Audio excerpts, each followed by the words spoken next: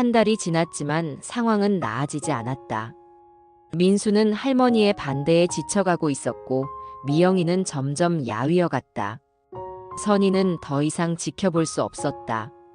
순자와의 약속을 어기는 것이지만 진실을 밝혀야 한다고 생각했다. 민수의 생일날 가족들이 모두 모였다. 선희의 전남편 태윤도 새 여자친구와 함께 왔다.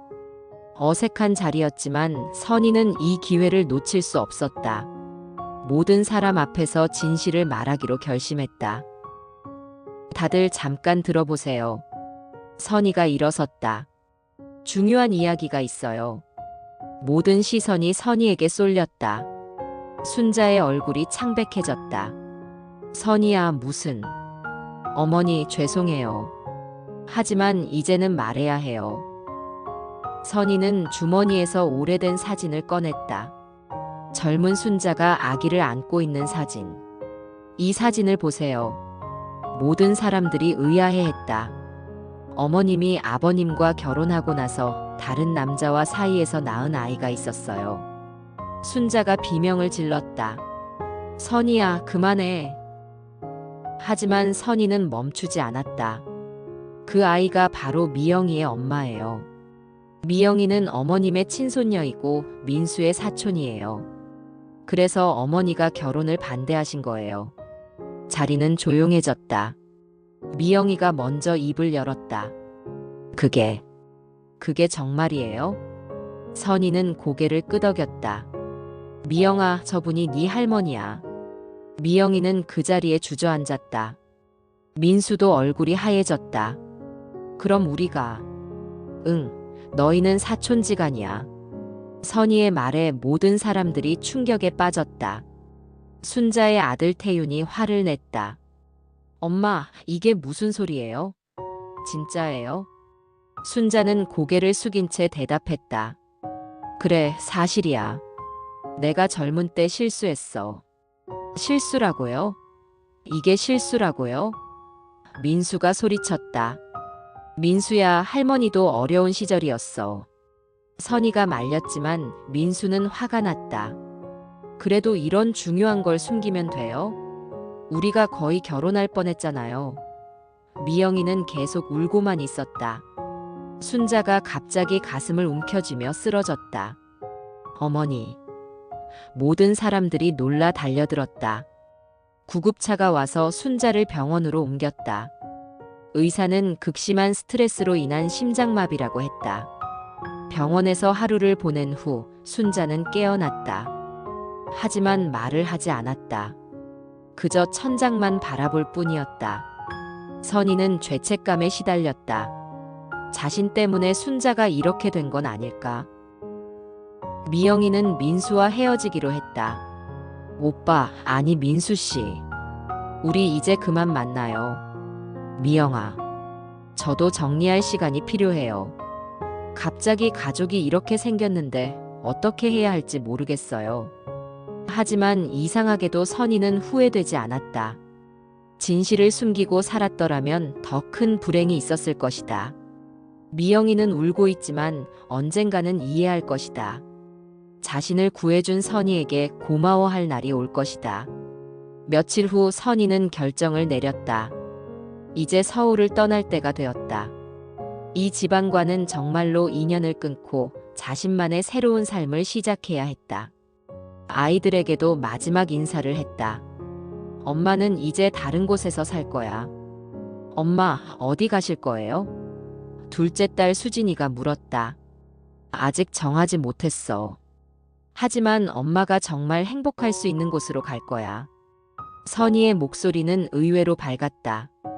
처음으로 자신의 의지로 선택하는 길이었다. 기차를 타고 서울을 떠나면서 선희는 창밖을 바라봤다. 새로운 곳에서 새로운 사람들을 만나고 새로운 일을 하며 살고 싶었다. 이제 58살 늦었지만 아직 늦지 않았다. 가시나무에도 꽃이 피는 법이니까. 3년이 지났다. 선희는 이제 서울을 떠나 작은 지방 도시에 정착해 있었다. 그동안 모은 돈으로 작은 사무실을 얻고 희망상담소라는 간판을 걸었다. 자신과 같은 처지의 중년 여성들을 도와주는 일을 하고 있었다. 상담소에는 매일 다양한 사연을 가진 여성들이 찾아왔다. 남편에게 배신당한 여성, 시댁에서 무시당하는 며느리, 자식들에게 버림받은 어머니들. 선희는 그들의 이야기를 들어주고 혼자 서는 방법을 알려주었다. 선생님, 저는 어떻게 살아가야 할까요? 오늘도 한 여성이 눈물을 흘리며 물었다. 50살의 박영숙 씨.